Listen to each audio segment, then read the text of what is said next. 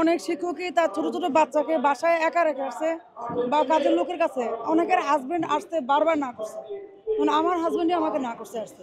তারপরে আমি বলছি না, পরে বলছি তোমার যদি কোনো অসুস্থতা হয় বা তোমরা যদি মেডিকেলে ভর্তি হো বা পুলিশ ধরে নিয়ে যায় তখন কি হবে? বলছে আল্লাহ কপালে যা রাখছে। আমার যদি কপালে খারাপ থাকে এই শিক্ষকদের জন্য আন্দোলন করে সেটা আমি মেনে নেব। তারপর আমাদের জীবনের উন্নতি হোক, উন্নয়ন হোক। আমার আর 16 বছর চাকরি আছে, আমি 16 বছর চাকরি করে ফেলছি। আমার একটা প্রমোশন হয় নাই, একটা উচ্চতর গ্রেড আমি পাই নাই, একটা টাইম স্কেল পাই নাই।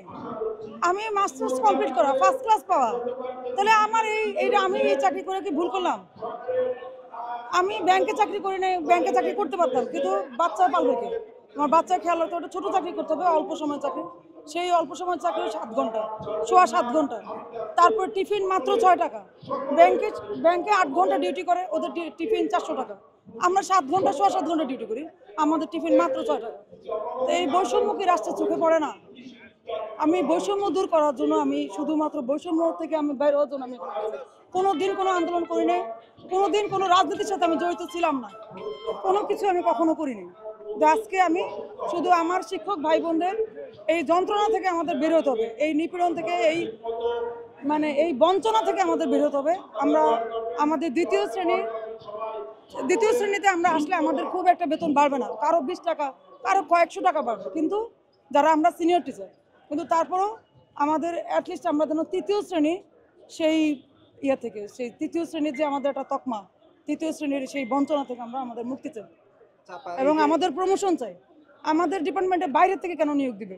আমাদের আমাদের শিক্ষক যে, আমাদের যে, হ্যাঁ, আমাদের প্রশিক্ষণ যে বিদ্যালয়গুলো, সেখানে আমাদের প্রাইমারি টিচারদের সমান যোগ্যতা, তাদের 10ম গ্রেড বেতন দেয়, তাহলে আমাদের কেন 10ম গ্রেড দিবে না? আমরা কি অপরাধ করেছি?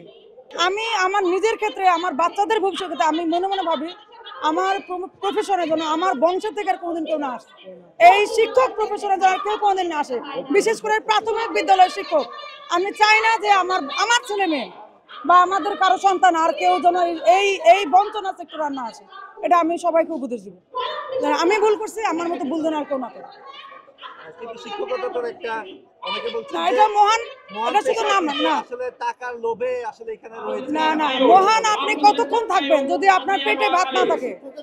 মানে আপনার একটা 2 রুমের ঘর ভাড়া নিয়ে আমি ঢাকা শহরে থাকতে পারবেন না। আপনি যদি, আমি মহিলা মানুষ দেখি, কিন্তু যারা পুরুষ শিক্ষকদের সম্ভব 2টা রুমের বাসা ভাড়া নিয়ে ঢাকা শহরে থাকা সম্ভব? তার ফ্যামিলিকে এই বেতন দিয়ে চালানো? যে নতুন, এটা মর্যাদার লড়াই, এটা টাকার লড়াই না। একটা 17,000 টাকা বেতনের যেই ছেলেটা চাকরিতে ঢুকবে, সেই ছেলে কি সংসার চালাতে পারবে?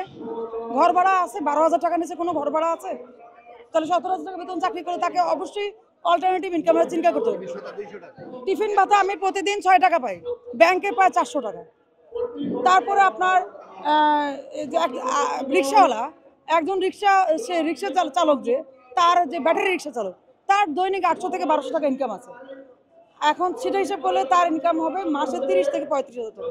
আর আমার প্রাথমিক বিদ্যালয়ের শিক্ষকের বেতন 17,500 টাকা, সর্বসাকুল্যে সব মিলে।